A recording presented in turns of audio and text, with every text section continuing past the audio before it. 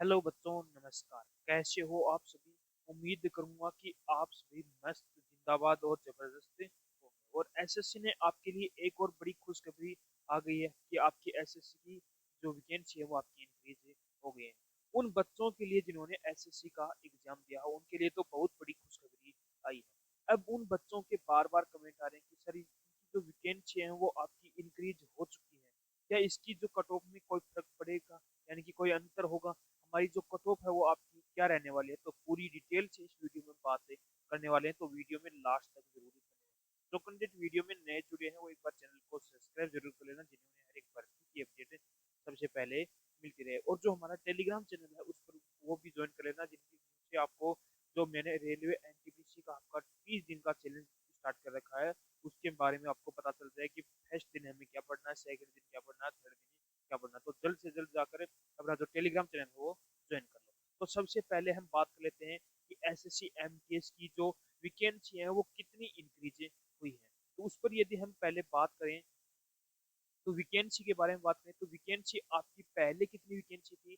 तो पहले जो वैकेंसी थी वो थी आपकी 8,326 आपकी वैकेंसी थी जब नोटिफिकेशन आया था। तब ये वैकेंसी कितनी थी?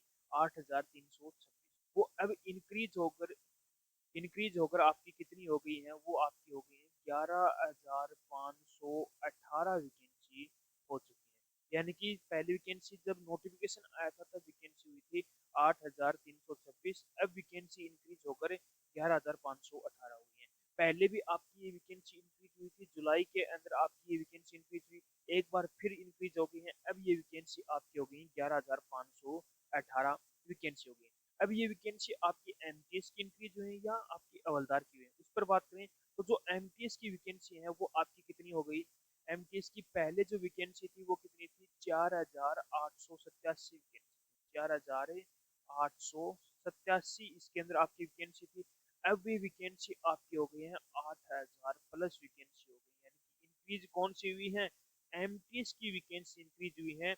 हवलदार की वैकेंसी आपकी इंक्रीज नहीं हुई है। जो हवलदार की पहले वैकेंसी थी वही वैकेंसी अब है। सिर्फ एमटीएस की जो वैकेंसी है वो लगभग आपकी 3,000 के लमसम आपकी वैकेंसी, 3200 के लमसम आपकी वैकेंसी इंक्रीज हुई है। हवलदार की आपकी कितनी वैकेंसी थी? तो हवलदार की आपकी जो वैकेंसी थी वो 3,429 के अंदर आपकी वैकेंसी, ये आपकी वैकेंसी इंक्रीज हुई है। यानी कि जो हवलदार की जैसे पहले नोटिफिकेशन आया था तब वैकेंसी थी वही वैकेंसी अब है, लेकिन एमटीएस की जो वैकेंसी है वो लगभग आपकी 3200 के आसपास, 3,200 के आसपास इंक्रीज हुई है।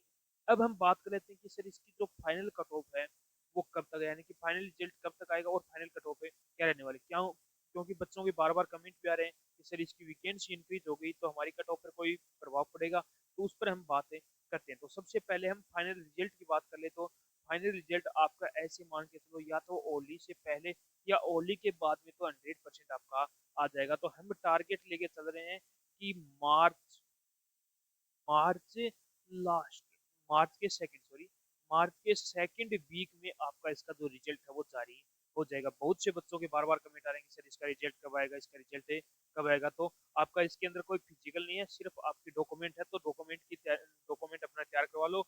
मार्च के सेकंड वीक में इसका रिजल्ट आपका जारी हो जाएगा। अब कौन कौन बच्चों का सिलेक्शन होने वाला है उस पर यदि मैं बात करूँ तो फाइनल कट ऑफ की, तो सबसे पहले मैं जनरल की बात कर लेता हूँ। यदि मैं बात करूँ तो जनरल जो भी कैंडिडेट है उस कैंडिडेट के यदि 120 से 125 मार्क्स जिस भी कैंडिडेट के बन रहे हैं तो उस कैंडिडेट के पूरे पूरे चांस हैं कि उसका सिलेक्शन हो जाएगा, यानी कि 120 से 125। अब ये मैं आपको एवरेज बता रहा हूँ यहाँ, यानी कि इनकी कट ऑफ रहने वाली है कौन कौन से की, जैसे यूपी हो गया, दिल्ली हो गया और जयपुर। इनकी कट ऑफ आपको सबसे ज्यादा हाई देखने को मिलती है, जयपुर की तरफ सबसे ज्यादा मिलती है, दिल्ली की और यूपी की, इनकी कट ऑफ सबसे ज्यादा हाई रहती है। ये जो कट ऑफ मैं आपको बता रहा हूँ ये यूपी, दिल्ली और जयपुर की बता रहा हूँ, और जो और बच गए उनकी इनसे कम ही आपकी रहने वाली है। यदि आपके इतने मार्क्स हैं तो आप कोई से भी जोन से हो आपका सिलेक्शन हो जाएगा। तो जनरल के 120 से 125 के बीच में। ओबीसी की बात करूँ तो ओबीसी के अंदर लगभग 105 से 115 के बीच में जिस भी कैंडिडेट के मार्क्स बन रहे हैं तो उस कैंडिडेट के भी पूरे पूरे यहाँ पर चांस बनते हैं। उसके बाद में बात करूँ मैं ईडब्ल्यूएस कैटेगरी। ईडब्ल्यूएस की यदि मैं बात करूँ तो ईडब्ल्यूएस के अंदर लगभग ज्यादा तो नहीं थी, लेकिन जो ओबीसी की कट ऑफ रहती है उसके आसपास ही रहती है, यानी कि 105 से 112 के बीच में जिस भी कैंडिडेट के मार्क्स बने हैं तो उस कैंडिडेट के भी पूरे पूरे यहाँ पर चांस से बन जाते हैं।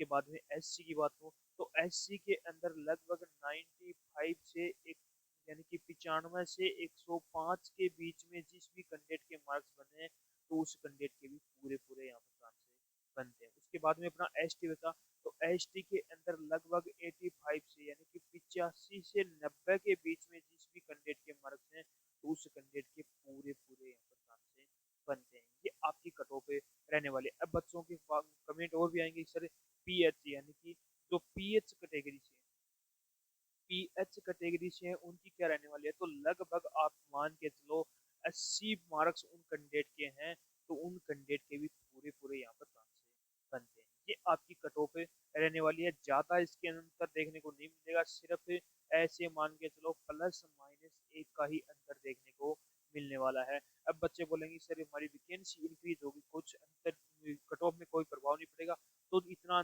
प्रभाव नहीं पड़ सकता, लास्ट मान के चलो 1 या 2 नंबर का इतना ही इसके अंदर अंतर देखने को मिल सकता है, इससे ज्यादा आपको इसके अंदर अंतर देखने को नहीं मिलने वाला है। अब आप मुझे एक बार कमेंट करके जरूर बताना कि आपके कितने मार्क्स हैं और कौन से आगे जोन से हो, तो उसका मैं आपको जल्द से जल्द रिप्लाई करूंगा। तो उम्मीद करूंगा कि आपको हमारा ये वीडियो पसंद आया होगा, तो एक बार लाइक शेयर सब्सक्राइब जरूर करना और कमेंट करके एक बार जरूर बताना कि आपको हमारा ये वीडियो कैसा लगा।